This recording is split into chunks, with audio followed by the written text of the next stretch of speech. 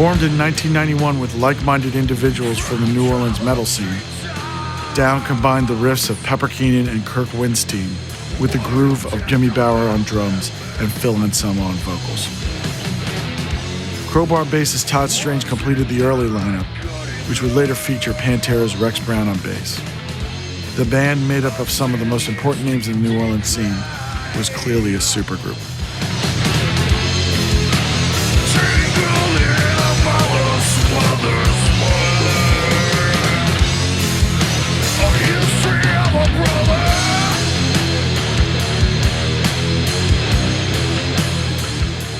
You know, the whole thing was Phil's idea. He had the name and everything. The first time we jammed, I took a bed sheet and spray painted down on it. We taped it up on the wall and started fucking writing, you know. It was just something that, it made a lot of sense to all of us. And we just did it whenever everybody would come home for Christmas from touring and shit. Everybody ended up in New Orleans. Dude, we got jam. There you go. That's simple.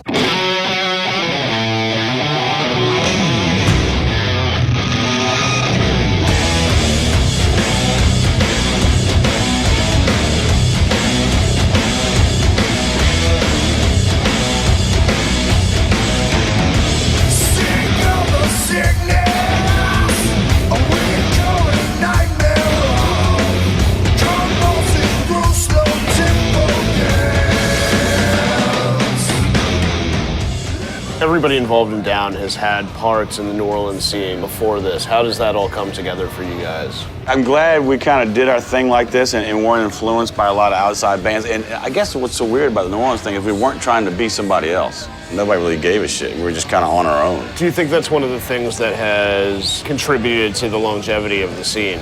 When you got new bands starting in New Orleans and they're going after that New Orleans thing, trying to sound like some band from Chalmette or something, or the new Chalmette band that pops up is just as greasy and as fucked up as it fucking was 10 years ago, not sounding like something else. You know, I think you got something that's legitimate, you know, and longevity is gonna follow that every time.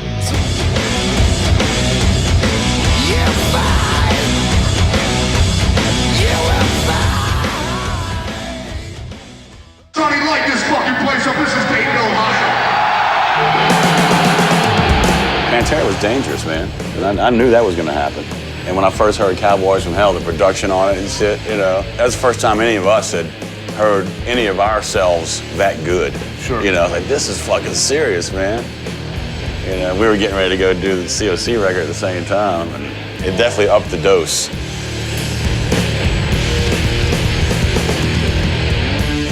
When I first joined C.O.C., me and Phil were talking all the time. When Phil first shaved his head, he fucking sent me a St. Vitus cassette and some of his hair in a fucking envelope. And then next thing I know, Phil's a fucking skinhead.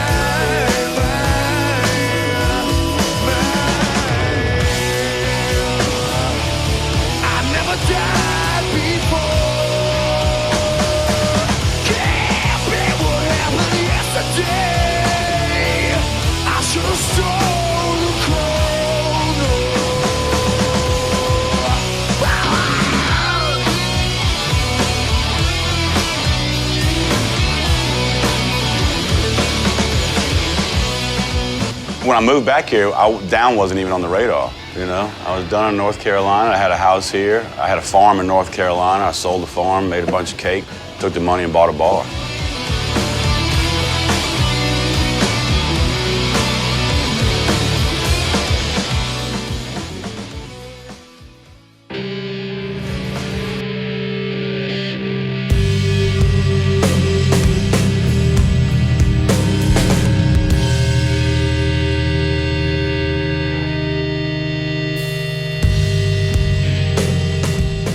So were you here for Katrina?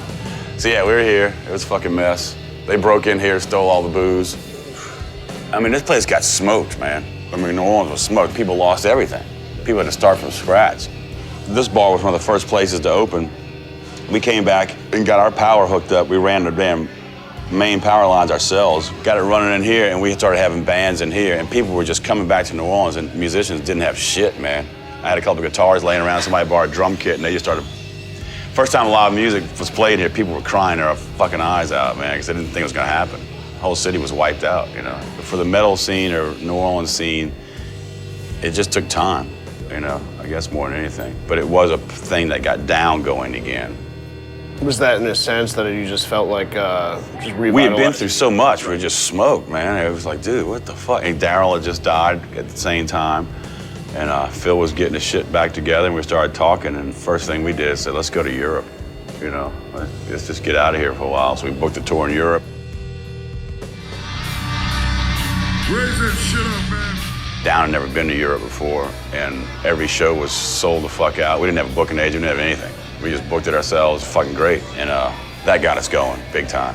We realized there was something for it, and we were all in good headspace, and it just took off from there.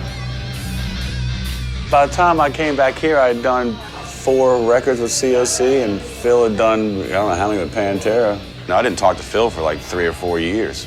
And when he was all fucked up on junk and all that shit, I gave up on the dude, you know, which I had to, because he wasn't gonna listen to anybody. But one day he came knocking on my fucking door, and, you know, we put the pieces back together, and that was right after Katrina. We started jamming again. With a new sense of purpose in the wake of Hurricane Katrina, Down reformed again in 2006 to record Down 3 Over the Under, a somewhat cathartic record that touched on the end of Pantera, the passing of Dimebag, and someone's addiction to painkillers following back surgery, and Hurricane Katrina. The supergroup was back on top.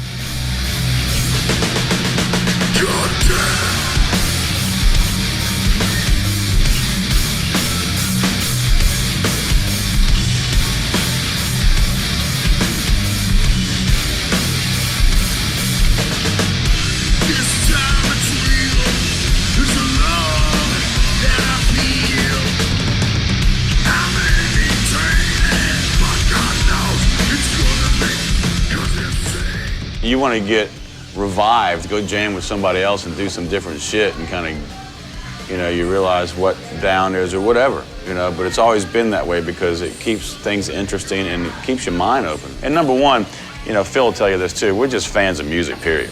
You know, I don't give a fuck what it is. We enjoy playing music. And we've all known each other for so fucking long that we can call each other's bullshit, you know? Sure. It ain't like we met each other in the fucking classified ads, you know? You can't punch a hole in any of our stories because we know each other so fucking well. And that's a big part of it, too, you know? And the fact that we made it this far, none of us were privileged. We were all fucking destined to fucking fail, you know? Every one of us.